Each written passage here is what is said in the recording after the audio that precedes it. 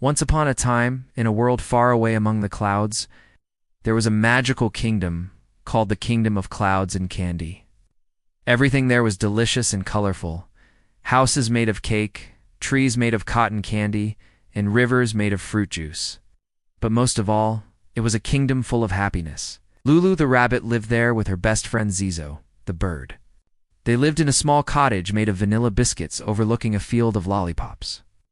One day Lulu woke up and something was wrong. The sky was pale and the flowers had lost their fragrance. "Zizo, wake up," she said. "Something terrible has happened. All the colors have disappeared from our kingdom." Zizo, still sleepy, looked out the window. "Oh my," he exclaimed. "You're right. The trees are white and the candy is gray. And if this continues, soon we won't even remember what happiness feels like."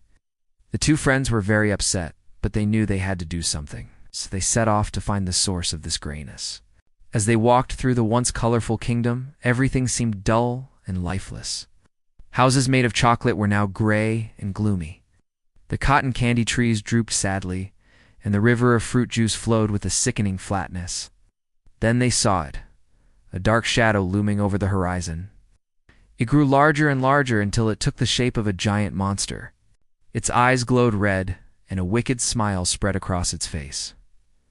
"Greetings, little ones," boomed the creature. "I am Dark Shadow, and I have come to turn your world gray so that no one can be happy anymore." Lulu and Zizo stood bravely in front of the creature. "Why do you want to do that?" asked Lulu. Dark Shadow laughed, a sound like rocks tumbling down a mountain. "Because I hate happiness. And when I am gone, no one will ever laugh or smile again." With that, it lunged towards them, and they barely managed to escape. But where could they go? Every place was as dark and gloomy as the last. Just when they thought all hope was lost, Zizo remembered the sparkling caves, a place filled with magical crystals that could restore color and happiness. However, it was very dangerous. The caves were guarded by ferocious rock trolls who never let anyone in. They had no other choice. As they approached the caves, Zizo flew ahead to scout the way, while Lulu stayed hidden behind some bushes. Zizo peeked inside, and sure enough, saw several rock trolls guarding the entrance. Suddenly, one of the trolls noticed him and shouted, "Hey, you! Get out of here, you dirty bird!"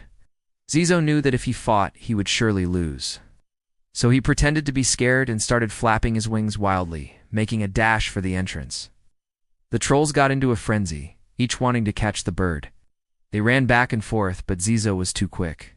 He dodged and weaved, leading them on a merry chase. Meanwhile, Lulu quietly snuck past the distracted trolls and entered the caves. Inside, thousands of sparkling crystals glittered on the walls, emitting a soft, warm light. As Lulu approached them, the crystals began to hum, and a wave of energy surged through her. She felt lighter and happier than she had ever felt before. Taking a deep breath, she reached out and touched one of the crystals. It glowed brightly, then shot a beam of light out of the cave. Startled, Lulu ran outside just in time to see Zizo being cornered by the trolls. But now, instead of looking scary, the trolls were tiny. They shrunk all the way down to the size of a rabbit and looked at her with pleading eyes. "Please help us," they cried. "We don't want to be mean anymore." And so Lulu and Zizo befriended the rock trolls, and together they brought color and happiness back to the Kingdom of Clouds and Candy. Princess Bonbonna was so grateful to them for saving the kingdom that she threw a huge party. The children laughed, the sweets danced, and the once gray world was now more colorful than ever before. From that day on, everyone in the kingdom vowed to always remember how precious happiness was and to never let Dark Shadow take it away. And that's why, my little friends, it's important to hold on to joy and laughter, for they are the colors of life.